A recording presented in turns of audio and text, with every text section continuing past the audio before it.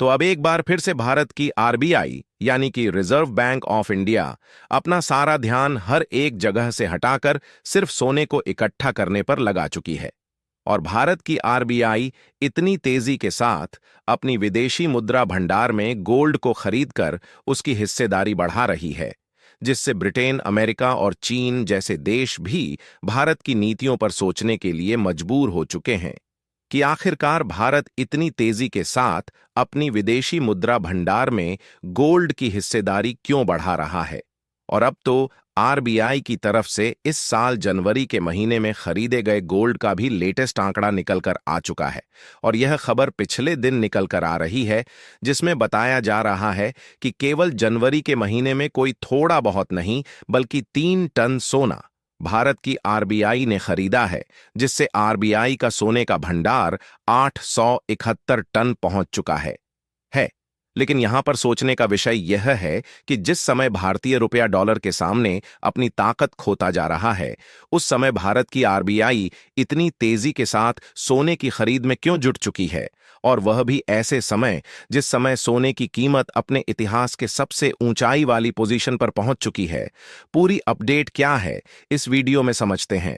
लेकिन आगे बढ़ने से पहले इस वीडियो को एक लाइक करके चैनल को सब्सक्राइब जरूर कर लीजिए, क्योंकि आपके लिए तो 1 सेकंड का काम है, लेकिन इससे हमारी काफी बड़ी मदद होती है।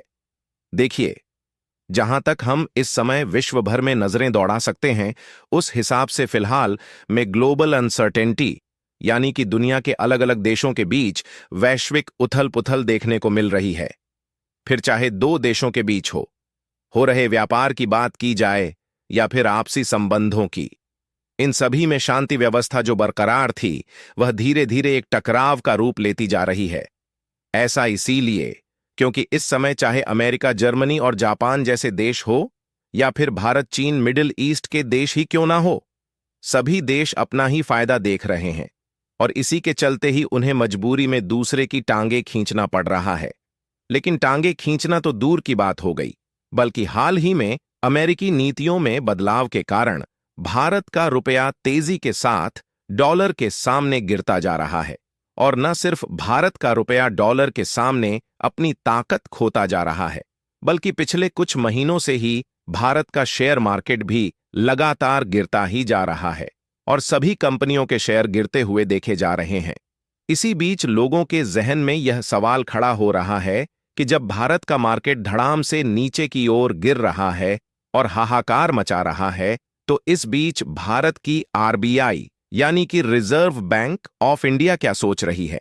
क्योंकि जिस समय भारत का रुपया कमजोर हो रहा हो और भारत का शेयर मार्केट लगातार गिरता जा रहा हो, उस समय भारत की आरबीआई भला चुपचाप कैसे बैठ सकती है। लेकिन आप में से कुछ लोग सोच रहे होंगे कि आरबीआई को गोल्ड की जरूरत ही क्या है, क्योंकि यह तो अपने पास नोट छापने की मशीन रखती है। फिर भी अगर आपको नहीं मालूम तो बता दो कि आरबीआई उतना ही नोट छापते हैं जितना कि उसके अकाउंट में बैलेंस होता है। इसे ऐसे समझते हैं जैसे कि जब कोई व्यक्ति अपनी किसी गाड़ी, जमीन या फिर घर को गिरवी पर रखकर बैंक से लोन लेता है, तो वह बैंक उसकी इस वस्तु की कीमत के बराबर उस व्यक्ति को पैसा देती है और पैसे को धीरे धीरे करके ब्याज के साथ व्यक्ति को बैंक के पास जमा करना होता है। लेकिन यहां पर ध्यान देने वाली बात यह है कि उस व्यक्ति को उतना ही बैंक लोन देती है जितना कि उसके घर, जमीन या फिर गाड़ी की मौजूदा समय में कीमत होती है, ताकि जब कर्ज लेने वाला व्यक्ति बैंक का पैसा न दे पाए तो बैंक उस वस्तु को बेचकर अपना पैसा निकाल सके। और उसी तरीके से जब आरबीआई भारतीय लोगों को अपना पैसा इस्तेमाल करने की अनुमति देता है, तो उसके पास भी तो कोई ना कोई कीमत वाली ऐसी वस्तु होनी चाहिए जिसके बदले में वह हम लोगों को पैसा इस्तेमाल करने की परम दे रही है। तो उसी तरीके से हम आपको बता दें कि हमारी आरबीआई के पास कीमती वस्तुओं के रूप में फॉरेक्स रिजर्व होता है, जिसे हम लोग विदेशी मुद्रा भंडार कहते हैं। और आरबीआई का यही फॉरेक्स रिजर्व उसके बैंक का अकाउंट बैलेंस कहलाता है। साथ ही आरबीआई खुद के बैंक बैलेंस के रूप में गोल्ड, आईएमएफ करेंसी और एसडीआर के रूप में अपने पास धन को रखती है। और कुल मिलाकर जितनी कीमत का धन आरबीआई के पास होता है, आरबीआई उतना ही भारतीय रुपए के नोट छाप कर भारतीय लोगों को इस्तेमाल करने की अनुमति दे सकती है। लेकिन अब स्थिति यह है कि भारत की जो आरबीआई है वह अपनी विदेशी मुद्रा भंडार में से डॉलर और यूरो जैसी जो विदेशी करेंसी होती है उसको घटा करके गोल्ड को बढ़ा दिया है और अभी भी तेजी के साथ गोल्ड रिजर्व को अपने भंडार में आरबीआई बढ़ा रही है। लेकिन ऐसे समय जब गोल्ड अपनी सबसे ऊंचाई वाली कीमत पर पहुंच चुका है तो सवाल यह खड़ा हो रहा है कि क्या अब सरकार को भी सोना ही सबसे सुरक्षित लग रहा है, क्योंकि समय अनस्टेबल माहौल बना हुआ है और रुपए में लगातार कमजोरी आ रही है। लेकिन इसी आरबीआई ने थोड़े बहुत नहीं बल्कि केवल इस जनवरी के महीने में ही 3 टन सोने को खरीद लिया है, जिससे हमारा सोने का भंडार आज 879 टन पहुंच चुका है। फिलहाल अगर बात करें कि क्या डॉलर के सामने इतना ज्यादा रुपया क्यों गिर रहा है, तो इसका सीधा सा जवाब है कि यूएस मार्केट बड़ा हो रहा है, जिससे भारतीय रुपए अब डॉलर के सामने कमजोर हो रहा है। क्योंकि जब से ट्रंप ने कई देशों पर टैरिफ लगाने की बात की है, तब से ज्यादा लोग अमेरिका की तरफ भाग रहे हैं। इससे जो विदेशी कंपनियां भारत में पैसा लगाई थीं या फिर किसी और देश में लगाई थीं, वह सब तेजी से की ओर झुक रही है। इसीलिए जब भारतीय रुपया डॉलर के सामने लगातार कमजोर होता जा रहा है, तो जो आरबीआई के बुद्धिजीवी लोग बैठे हैं वह विचार बना रहे हैं कि अगर इसी तरह रुपया डॉलर के सामने कमजोर होता गया तो अपनी विदेशी मुद्रा भंडार में रुपए की बदले कितना डॉलर खरीद पाएंगे।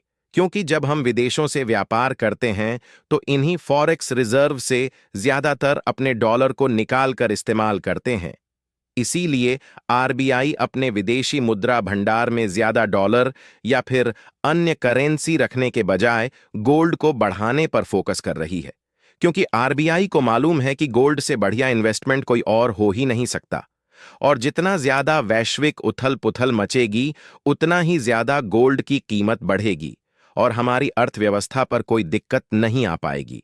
अगर आपको पिछले साल फरवरी महीने का आंकड़ा दिखाऊं तो आरबीआई के पास फॉरेक्स रिजर्व के रूप में कुल 8 थी। पिटीरी की देशी मुद्रा थी, जैसे कि डॉलर, यूरो और युआन जैसी करेंसी हो गई। इसमें से गोल्ड केवल 7.7 प्रथा और भारत की तिजोरी में बाकी के कुछ और आइटम्स विदेशी मुद्रा भंडार के रूप में थे। लेकिन जब हम फरवरी 2025 में खड़े हैं तो जो गोल्ड का हिस्सा केवल 7.7 के करीब था, उसी गोल्ड की हिस्सेदारी करीब 11% है। और जो यह फॉरेक्स रिजर्व के रूप में 8 विदेशी मुद्रा थी, यह घटकर 85 रह गई है। यदि आपको नहीं मालूम तो बता दें कि जिस राह पर आज भारत आगे बढ़ रहा है, उस राह पर जर्मनी और अमेरिका पहले ही आगे बढ़ चुके हैं। क्योंकि अमेरिका का जो टोटल विदेशी मुद्र के भंडार है उसमें 75% सोना ही रखा हुआ है, और इसी तरह जर्मनी के विदेशी मुद्रा भंडार में भी 7% हिस्सा गोल्ड का है, जबकि भारत के पास अभी कुल विदेशी मुद्रा भंडार में से 11% हिस्सा ही गोल्ड का है। फिलहाल जैसे भारत की आरबीआई गोल्ड के भंडार को बढ़ा रही है, सही समय का लाभ उठाते हुए इसी तरीके से भारत को कई ऐसे देश के साथ फ्री ट्रेड एग्रीमेंट करना चाह और विदेश की विश्वसनीय कंपनियों के साथ डील नल करनी चाहिए, जिससे भारतीय इन्वेस्टर का विश्वास लौटे और वह सभी लोग भारत में ही इन्वेस्ट करें, जिससे भारतीय बाजार भी ठीक हो पाए और हमारे रुपए की ताकत भी वापस लौट पाए। बाकी आप लोग भारत के विदेशी मुद्रा भंडार में गोल्ड की हिस्सेदारी बढ़ाने को लेकर क्या कहना चाहेंगे? अपनी राय कमेंट में जरूर बताएं और इस वीडियो को एक लाइक करके अपने मित्रों तक शेयर जरूर करें ताकि उन्हें भी जानकारी मिल सके। इसी तरह और भी नॉलेजेबल वीडियो देखने के लिए चैनल को सब्सक्राइब करके बेल आइकन को ऑल पर जरूर सेलेक्ट करें। जय श्री राम। हाय।